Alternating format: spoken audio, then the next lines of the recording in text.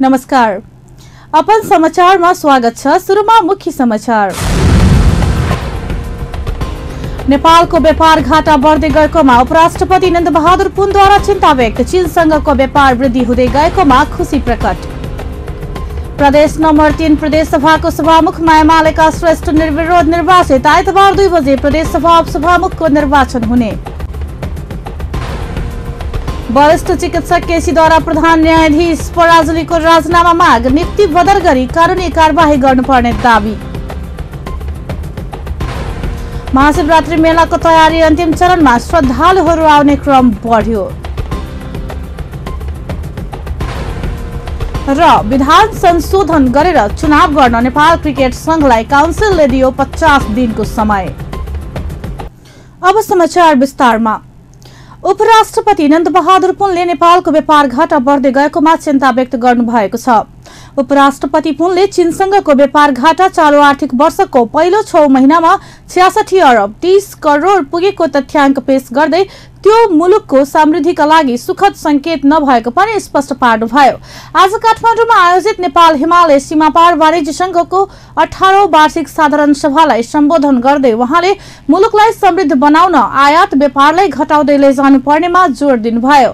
उपराष्ट्रपति पुनले चीनसँगको व्यापार वृद्धि हुँदै गएकोमा भने खुशी व्यक्त गर्नुभएको छ।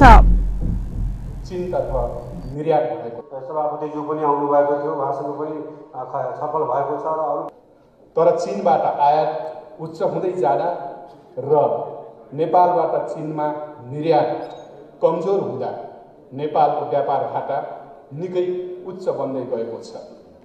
चालू आर्थिक वर्षको पहिलो 6 महिनामा चीनसँगको व्यापार घाटा 66 अरब 30 करोड पुगेको छ।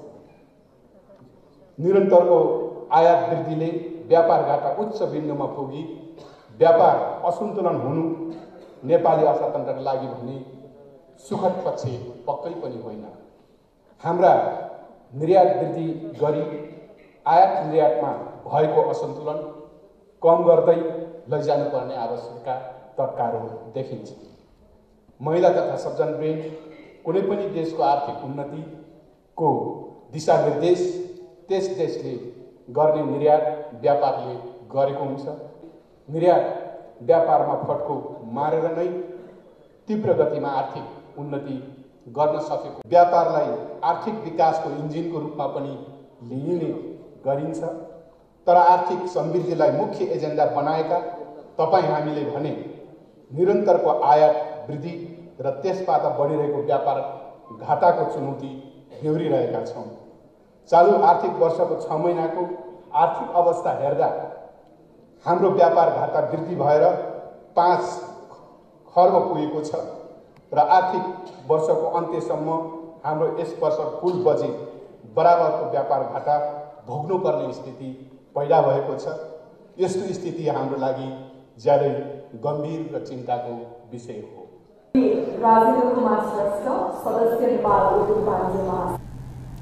कार्यक्रममा बोल्दै नेपाल उद्योग वाणिज्य महासंघका उपाध्यक्ष उमेशलाल श्रेष्ठले वाम गठबन्धन नेतृत्वमा बन्ने नयाँ सरकारले मुलुकमा आर्थिक उन्नतिको जग बसाल्ने विश्वास व्यक्त गर्नुभयो। उहाँले नयाँ सरकार बनेपछि मुलुकमा राजनीतिक स्थायित्व कायम हुने र आर्थिक समृद्धिको आधार तय हुने पनि बताउनुभयो।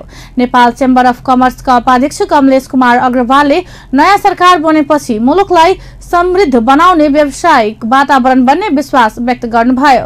उहाँले पूर्वाधारको व्यवस्था नगरी मुलुकलाई समृद्ध बनाउन नसकिने पनि स्पष्ट पार्नुभयो। उपाध्यक्ष अग्रवालले पुराना ऐन कानूनलाई संशोधन गरेर मात्रै मुलुकको निर्यात व्यापारलाई बढाउन सकिने पनि उल्लेख गर्नुभयो। व्यवसायीहरूले चीनसँगको व्यापार घाटा कम गर्न सरकारले पूर्वाधार विकासमा जोड दिनुपर्ने आवश्यकता पनि अल्याएका थिए।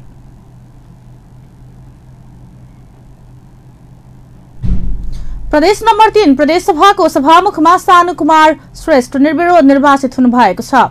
प्रदेशसभाको आज बसेको दोस्रो बैठकले एमालेका सानु कुमार श्रेष्ठलाई निर्विरोध निर्वाचित गरेको हो। बैठकको अध्यक्षता गरिरहनु भएका ज्येष्ठ सदस्य डोरमणि पौडेलले श्रेष्ठको मात्रै उम्मेदवारी परेकाले निर्विरोध निर्वाचित हुनुभएको घोषणा गर्नुभयो। श्रेष्ठलाई नेकपा माओवादी केन्द्रका शालिक राम जमर कटेलले सभामुखमा निर्विरोध निर्वाचित गरियोस् भन्ने प्रस्ताव पेश गर्नु भएको थियो।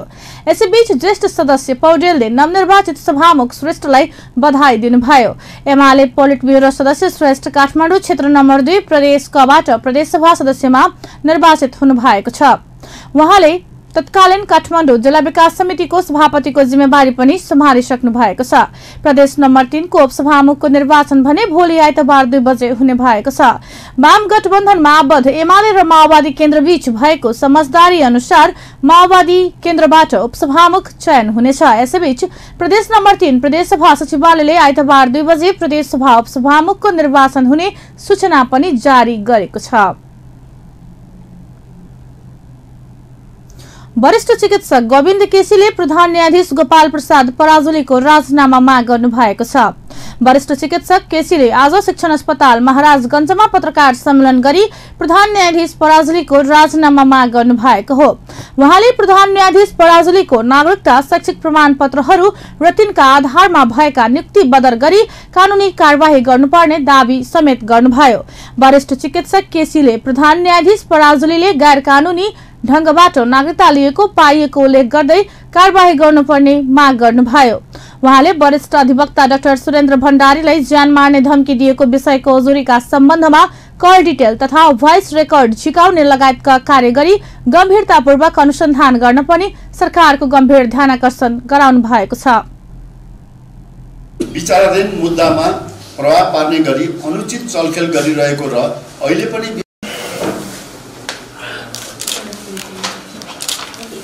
पत्रकार मित्रहरू मेडिकल शिक्षा र स्वास्थ्य क्षेत्रमा सुधार डाक्टर गोविन्द केसी त्रिवेणी शिक्षण अस्पताल महाराजगञ्ज मोहनसँग बसेको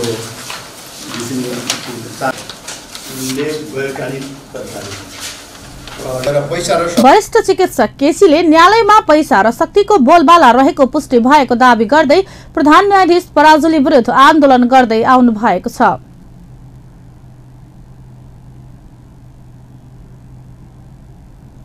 त्रिशुली नदीमा खसेर बेपत्ता भएका सिंचाई मन्त्रालयका सचिव रामानन्द प्रसाद यादवको शव निकालिएको छ। बा 2-3140 नम्बरको सिंचाई मन्त्रालयको जीप काठमाडौँ जाने क्रममा आज बिहान धादिङको बेनीघाट रोलाङ गाउँपालिका 3 को सवाङ घाटबाट त्रिशुली नदीमा खसेर बेपत्ता भएका सचिव यादवको शव नदीमा डुबिरहेको जीपबाट निकालिएको हो। ड्राइभर सीटबाट सीट बेल्ट काटेर यादवको शव निकालेकाले जीप सचिवले चलाउँदा दुर्घटनामा परेको पुष्टि भएको प्रहरीले जनाएको छ। जीपमा सवार सचिव यादवका छोरा सञ्जय यादव र अन्य किशोरीको भन्ने शव निकाल्न सकिएको छैन। जीप डुबेको ठाउँ निकै साँघुरो र अप्ठ्यारो भएका कारण जीप नदीबाट बाहिर निकाल्न सकिएको छैन। सशस्त्र प्रहरीको धार टोलीले डुबिरहेको जीपबाट सचिव यादवको शव निकालेको भए पनि अत्यधिक चिसो र पानीभित्र जीप अप्ठ्यारो ठाउँमा रहेकाले अनेको शव निकाल्न गाह्रो भएको जनाएको छ।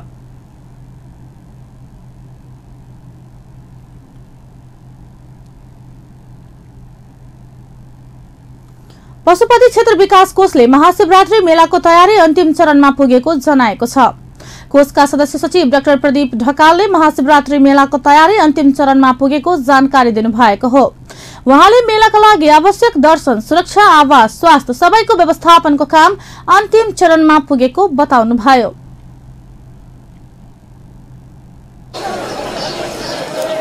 दर्शन व्यवस्था, त्यसपछि सुरक्षा व्यवस्था, त्यसपछि आवास, स्वास्थ्य लगायतका सम्पूर्ण पक्षमा चाहिँ हाम्रो कोषका साथीहरू अनि बाहिर भलन्टियर अर्गनाइजेसनहरू सबै मिलेर चाहिँ व्यवस्था लगभग हामीहरू भनौँ अहिले आजको मितिसम्म यस चरणमा आइसक्दासम्म चाहिँ अब हामी तयारी अवस्थामा छौँ। सुरक्षाहरू कसरी प्रबन्धन मिलाउनु भएको छ? स्वास्थ्यको सुरक्षाको व्यवस्था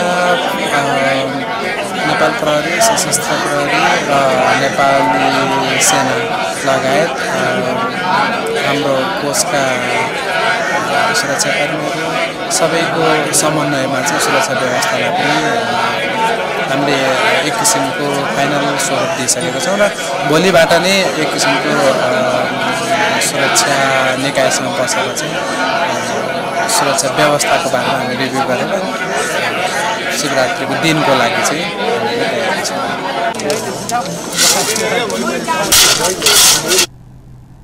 यस वर्ष पनि दर्शनका लागि 3वटा ठाउँबाट प्रवेश गर्ने व्यवस्था मिलाइएको छ।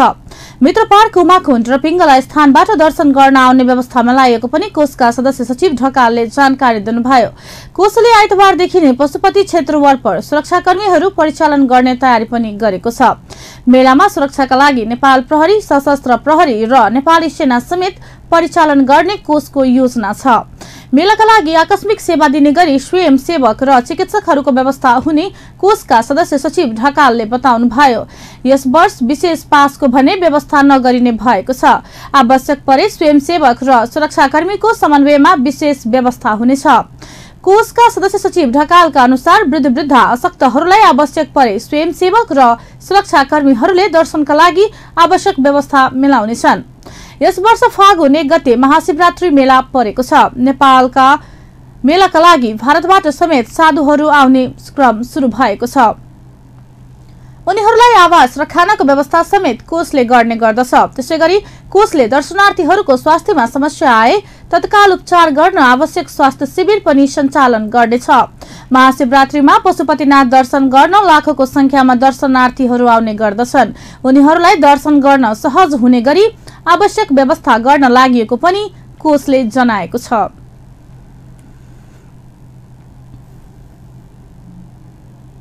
सिराहा जिल्लाको सिराहा नगरपालिकाकी 11 वर्षीय बालिका बलात्कृत भएकी छिन्। बालिका बलात्कारको घटना गाउँमै मिलाउने प्रयत्न गरे पनि रक्तस्राव नरोकिएर अवस्था गम्भीर भएर अस्पताल लगिएपछि मात्र 3 दिनपछि घटना सार्वजनिक भएको हो। घर नजिकै रहेको गोठमा वस्तुभाउलाई पराल हाल्न गएकी बालिकालाई स्थानीय 24 वर्षीय सुरेश ठाकुरले बिहिबार साँझ मुख थुनेर बलात्कार गरेका हुन्। बलात्कारपछि अत्यधिक रक्तस्राव हुँदा उनलाई तत्काल उपचारका लागि जिल्ला अस्पताल सिराहा पठाइएको थियो। सिराहा अस्पतालमा उपचार गर्दा पनि रक्तस्राव नरोकिएपछि थप उपचारका लागि लहान पठाइएको सिराहा अस्पतालले जनाएको छ। बालिकाको लहानमा उपचार जारी रहे पनि रक्तस्राव नरोकिएको परिवारजनले जनाएको छ। पीडित बारका अनुसार आरोपी युवकले मदिरा सेवन गरेर बलात्कार गरेका हुन्। आरोपी ठाकुर फरार रहेकाले पक्राउ पर्न सकेका छैनन्।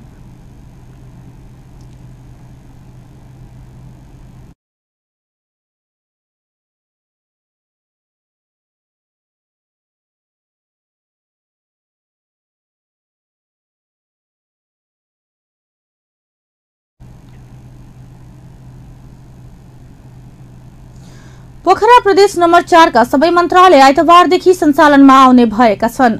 सो प्रदेशमा मुख्यमन्त्री तथा मन्त्री परिषदको कार्यालय सहित आन्तरिक मामला तथा कानून, आर्थिक मामिला तथा योजना, उद्योग, पर्यटन, वन तथा वातावरण, भूमि व्यवस्था, कृषि तथा सहकारी, भौतिक पूर्वाधार विकास र सामाजिक विकास मन्त्रालय स्थापना भइसकेको छ।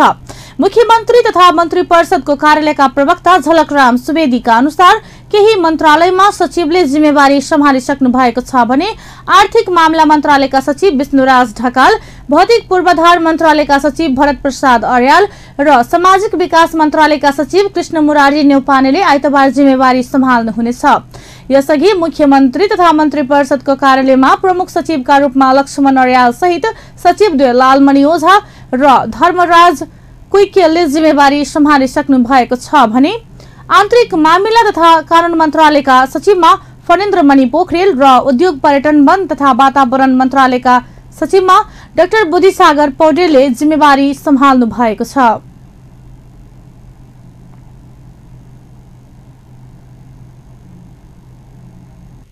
विश्रामपछि समाचारमा स्वागत छ। अब बाँकी समाचार। रजौल सेवा समितिद्वारा आयोजित साप्ताहिक सरसफाई कार्यक्रमलाई आज पनि निरन्तरता दिइएको छ। जनकपुर महानगरपालिका वडा नम्बर 13 रजौलमा सरसफाई गरिएको छ। सरसफाई कार्यक्रममा सुरक्षा निकाय, नागरिक समाज, बुद्धिजीवी, युवा, महिला, व्यापारी, कर्मचारी तथा राजनीतिक दलका नेताहरूको सहभागितामा रहेको थियो। प्रत्येक शनिबारको दिन गरिँदै आएको सरसफाई कार्यक्रमलाई आज पनि निरन्तरता दिएको हो। स्वच्छ रजौल समाजले यस सरसफाई अभियानलाई निरन्तरता दिँदै आएको छ।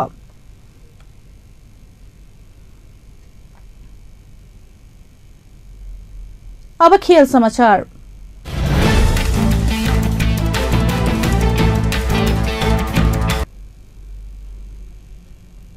अन्तर्राष्ट्रिय क्रिकेट काउन्सिल आईसीसीले विधान संशोधन गरेर चुनाव गर्न नेपाल क्रिकेट संघलाई 50 दिनको समय दिएको छ।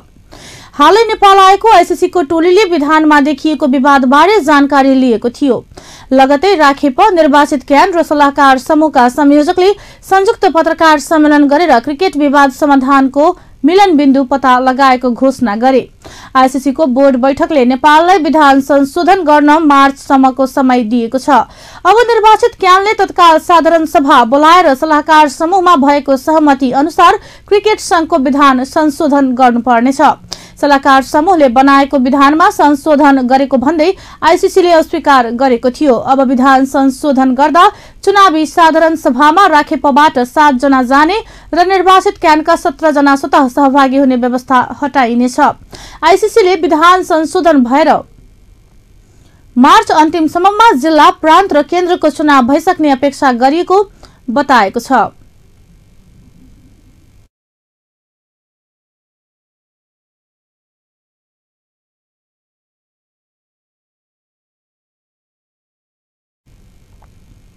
अहिले ललितपुर र भक्तपुर बाहेक सबै जिल्लाको चुनाव भइसकेको छ।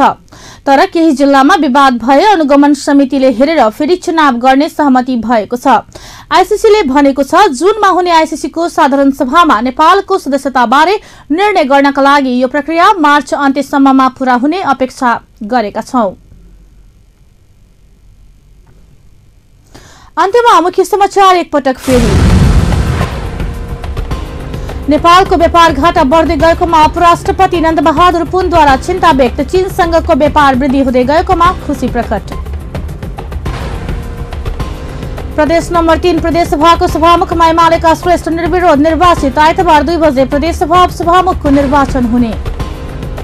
वरिष्ठ चिकित्सक केसीद्वारा प्रधान न्यायाधीश पराजुलीको राजीनामा माग। नियुक्ति बदल गरी कानूनी कार्यवाही गर्नुपर्ने दावी। महाशिवरात्रि मेलाको तयारी अन्तिम चरणमा। श्रद्धालुहरू आउने क्रम बढ्यो।